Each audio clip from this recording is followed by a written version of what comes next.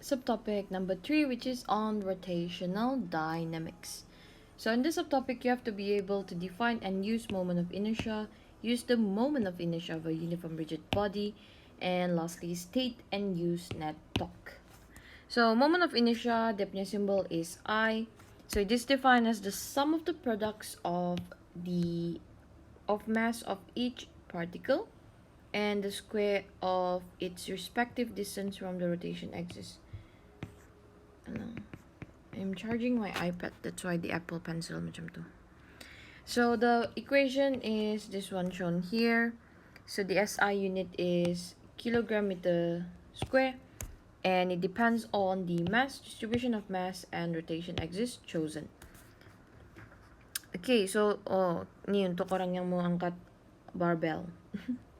So if the mass is close to axis, the moment of inertia would be smaller. So it has it's easier to start rotating the barbell. Okay, this is actually like a dumbbell.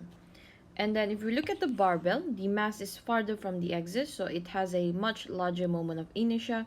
So it's harder to start rotating this barbell. Okay, similar to when we are looking at this, what do we call this? Merry-go-round. It's not merry-go-round, right? Tapi this thing in a playground. So if you put people concentrated around the rim, it is much more harder to start rotating this thing. Okay, but if you put the people in the middle at the center, it has a smaller moment of inertia, hence it is much more easier to start rotating this object. Okay, so basically for an object with a larger amount of inertia, there is more torque needed to change the body's rotational speed. Okay, so ni adalah the moment of inertia for different types of bodies. So usually in the question they would give you this equation, depends on what diagram they are talking about in the question lah. Tapi if I think I would say they would give you. Okay, but then if they don't, you just have to remember lah apa the equations for each shape. Alright, next we have to understand the relationship between torque and angular acceleration. So the net torque is the sum of the forces due to applied forces. So when we apply Newton's second law of rotational motion, we can then get the net torque equal to moment of inertia times with angular acceleration. So a rigid object that experiences a net torque about the axis of rotation would undergo an angular acceleration lah. So J, kenapa J ni? Aduh, banyak dua salah ni. Should be I. Okay, so I is the moment of inertia about the axis of rotation. So please note that a net torque is the cause of angular acceleration. So kalau soalan tanya tiba-tiba dia cakap what causes the presence of angular acceleration, it is due to a presence of net torque. Okay, macam tu je. So the relationship is analogous to F equal to ma, which is the Newton's second law of linear motion. So rearrange acceleration, we rearrange A, we get the net torque over the moment of inertia. So if we look at this here, the angular acceleration is directly proportional to the net torque. Next, it is inversely proportional to the moment of inertia of the object. So the greater the angular acceleration, the greater the net torque lah. Okay, so that is the theory part for our third subtopic.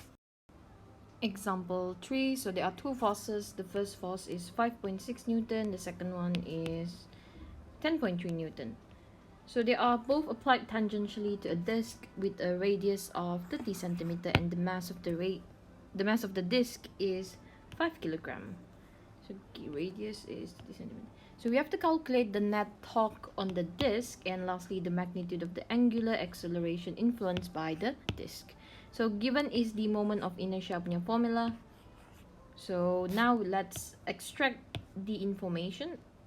We have force 1, 5.6 Newton, the second force 10.3 Newton. Then we have the radius, which is equal to 0.3 meter. So it can either be, actually let us use capital R, sebab R in this chapter is for the distance from the point of rotation to the force, to the rotation axis, kan? Okay, so let's use capital R lah. Okay, so now and then we have the mass. Mass is 5 kilogram. So the mass in this one is capital M, so we can just use capital M as well, because in the formula the capital M kan instead of small letter m. Alright, now let's determine the net torque. So the total torque, since there are two forces, there would be T1, tau 1 and tau 2. Okay, so the formula is gonna be torque is equal to R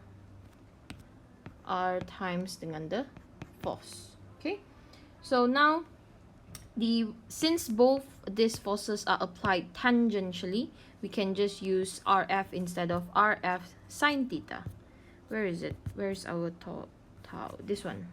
Okay, so instead of using sine theta, where the angle where theta is the angle between force and R, since sine 90 degree is equal to 1, we can just directly conclude that our torque is equal to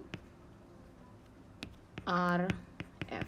Okay, so now look force number 1. This is going clockwise. Since it is going clockwise, it will be negative RF1.